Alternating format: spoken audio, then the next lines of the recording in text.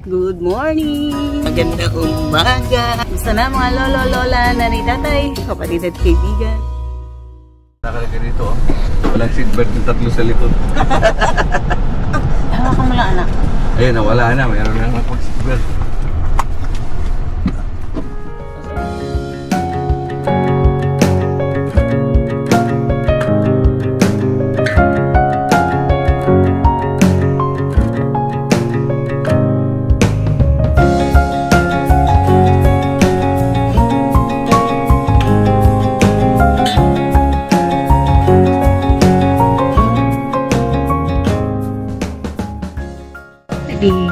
We're here in America, in Ohio, with my sister and my sister's family.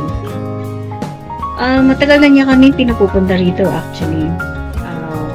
He has been inviting us since long time ago, but for so many reasons, ngayon lang natuloy ang Lola Miray. This is it. I know that this is God's perfect timing. Perfect time, perfect situation. Kaya nandito, Lola Miray.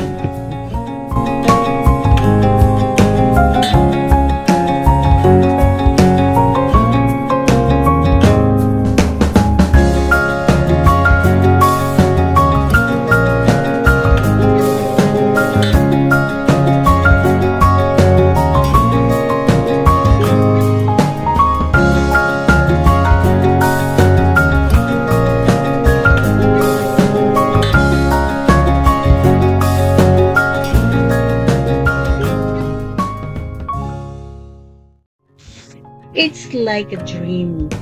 Parang panaginip lang. Hindi pinangarap, hindi inasahan, pero ibinigay ni Lord sa tamang panahon, sa tamang pagkakataon. Bonus pa, kasama ng lola, ang lolo, at ang aming bunso. So, napakasayang umaga, maaliwalas, tingnan mo naman ang kalangitan. Sobrang masikip ang araw. At sadyang napakaganda. Diba mga lola?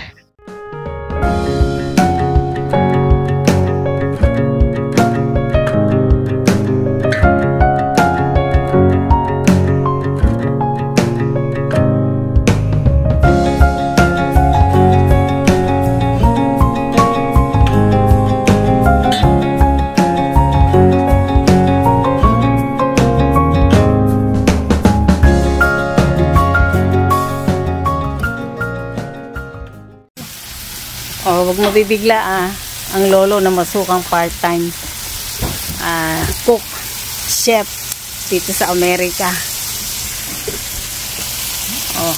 Tignan mo anong ginagawa. Ayan, taga-luto lang siya ng BBQ.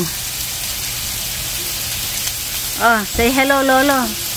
Okay ba yung sweldo? Breakfast, lunch, and dinner. Di ba kumain ka na ng breakfast kanina? Yun na yun. Down payment na yun. Oh, it's wonderful. My sister and her family gave us a welcome party. A surprise I didn't expect. And it's really touched my heart. Our hearts. So today is our second day here in Ohio, and we'll be having a BBQ party.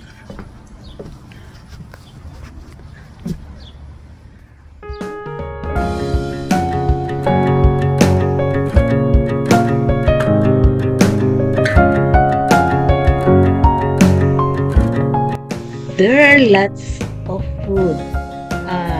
Courtesy ng friends ng aking sister at ng kanyang family. Nakakatuwa kasi mga pagkain Pinoy. Kita nyo naman, may barbecue, may turon, may lumpia, may pansit, at mga fish, at marami ring prutas tulad ng pakwan.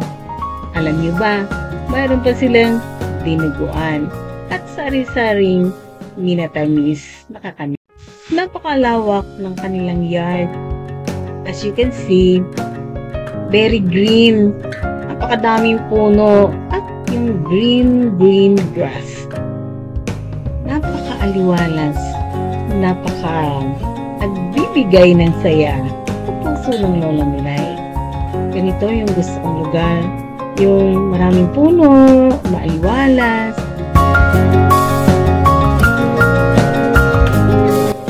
I am very thankful to my sister and her family, not only for the surprise, but for their generosity and kindness to me and my family.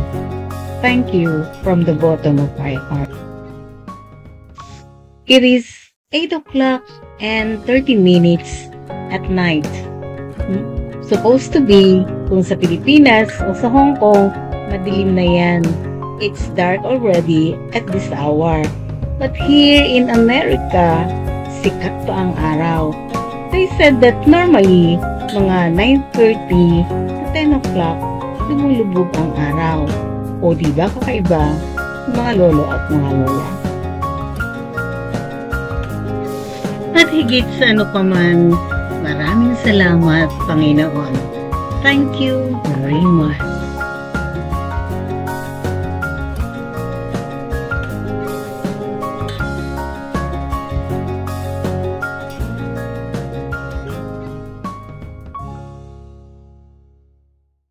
I'm so grateful.